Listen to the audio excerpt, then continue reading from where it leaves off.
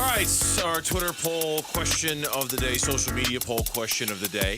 Mitch, bust it out for us. What do we have today? What are we asking the folks? It's the poll that we have yet to address. So first time y'all are hearing this today, but it perfectly sets up what you're going to talk about. Okay. Would you want the Phoenix Suns to draft Bronny James if it means a chance at LeBron? Yes or no? Yeah, yes. You know what? Yes. Really? You're saying if I draft Bronny James, I get you're getting LeBron for 1 year on a vet minimum? Yeah, that's what we're saying. Yeah, of course. Yeah, that's what we're saying. Like, what? Of course. Of course I do that. I'm laughing. I'm laughing because he's not wrong. All right? So just in the spirit of the question, Yeah. I would do it too if I knew for sure one led to the other.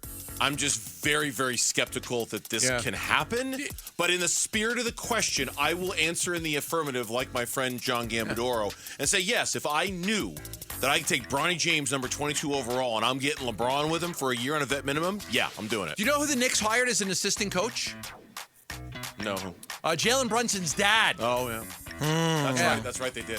His dad's the assistant coach. Forgot about all that. Forgot about that. What happened after they hired his dad as the assistant coach? They signed him. Yeah, they sure did. Although I don't think the market was super duper heavy for Brunson around that time. It looks great in hindsight now. Such a great player. Yeah, he is such a great player. The market, I agree with you, Mitch. The market undervalued Brunson a little bit, but they shouldn't have had. Boy, he's playing great. Okay, I'm going to take a guess. Can I take a guess? Go ahead. It's just a yes or no. Would you Just or would yes you not? or no. Okay. I'm not asking for qualifiers, nothing. I'm going to say that 63% say no. They would not draft Bronny James. Gambo, you want to guess? I'm going to say 60% say yes. You guys are both very close. Wrong direction for Gambo. Right direction for Bernsey. 62% say no. Do not draft Bronny James. Okay. For a chance at LeBron. You get LeBron James on a vet minimum if you draft a kid with a 20-something pick? The reason we're bringing this up, thank you, Mitch. As always, appreciate your hard work on the other side of the glass there. The reason we're bringing this up is much like Rick Bucher this morning on, was it FS1?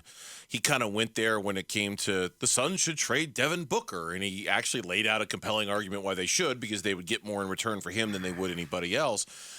It was only a matter of time until somebody went there, and I think it was only a matter of time until somebody suggested that the Phoenix Suns could try to get LeBron James by drafting Bronny, his kid, who I believe I just read today got invited to the NBA Combine. I think I just read that Isn't about he an not hour even ago. rated as a top 100 player? He's not in ESPN's top 100 in the draft. He's not in Kevin O'Connor's. He did get invited. Okay. The Ringer doesn't have him in their top 64. Yeah, no, he's not at all. Nobody thinks he's a draft-worthy player. No, not at all. Now, I want to be fair about this. The spirit in which the article was written by John Voida over at Bright Side of the Sun. Yeah, John does a really good job. I think was a little more comical than it was trying to be like serious. Right. But he was also saying, look, if we're just going to be honest about this, if you're making a list of the problems the Phoenix Suns have, LeBron James fixes a lot of those problems. I mean, he's a handle the ball, be a not a facilitator. That's the wrong word. But a point guard, point forward, a guy who can make decisions. He'll with initiate the offense, and he'll defend. He will defend.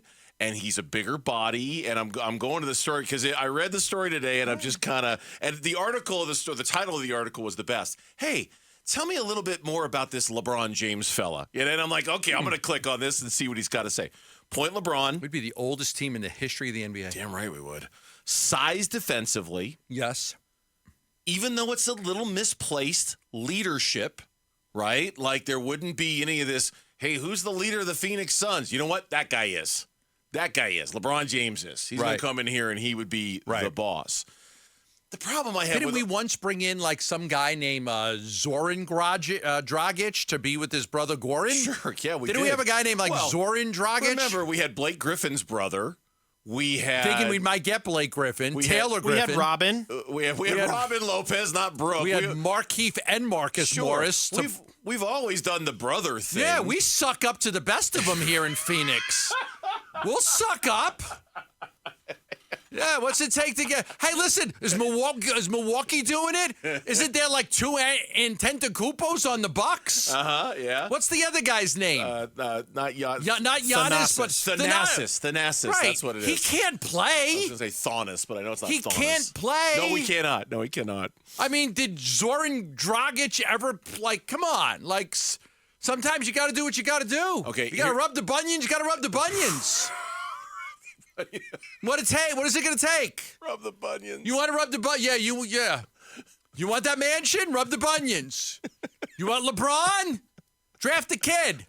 You want Goran to be happy? Bring in Zoran. Please, for the uninitiated, please explain rub the bunions. Please.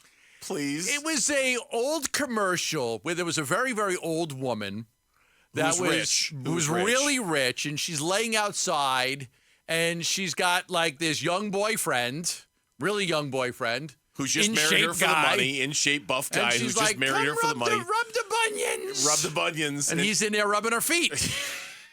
You got to do what you got to do. Rub the bunions. You remember that commercial? Of course I remember that commercial. It's funny. Right. Right. All right. So I get LeBron by drafting the kid. I'll do it. Can I inject a little reality into Yeah. this for just a second? And this is no disrespect to John or Brightside, because as always, we appreciate an inspiration for a good conversation. The whole idea is based on the suggestion that LeBron James would take a minimum contract to come play for the Phoenix Suns when he's on the verge of getting 3 years and $160 million and becoming only the second player in the NBA with a full no trade clause with the Los Angeles Lakers.